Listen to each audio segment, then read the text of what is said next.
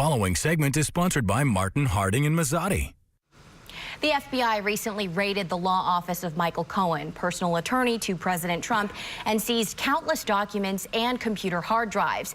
It is unclear what exactly the Department of Justice is looking for, but federal prosecutors and attorneys for Cohen were heard in court regarding what, if any, of these documents would be protected under attorney-client privilege. Here to help examine this issue is managing partner Paul Harding from the law firm of Martin, Harding and Mazzotti. Paul, welcome. Thank you. Nice to see you here. So what exactly is the purpose of attorney-client privilege, and what type of information is protected? Yeah, so it is one of those basic axioms in our justice system that when you have a conversation with your attorney, you expect that that conversation is going to be protected, that it wouldn't be shared with the opposing side, it wouldn't be shared with anyone, and as a general proposition, that is true.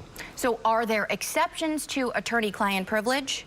Well, that's what we've been hearing about for the last several days, right? We hear more about this on the news than I think I've heard my entire career. So you hire me to do a real estate transaction, but along the way you send me an email and it talks about maybe a criminal case that you're involved in. And at that point, that is not protected. So what I'm hired for is the protection. As you say other things, that's not protected. Also, the privilege is held by the client. So as soon as you tell a third party, not me, not you, it now becomes not privileged information. But the big one we're hearing about is if you have the crime fraud exception.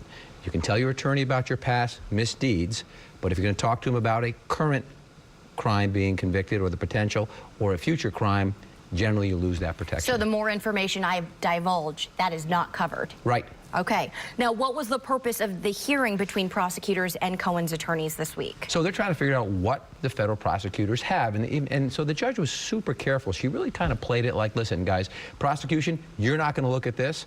And Trump team, you're not going to look at this. We've got to look at this at a really slower pace. We're not giving you an answer today.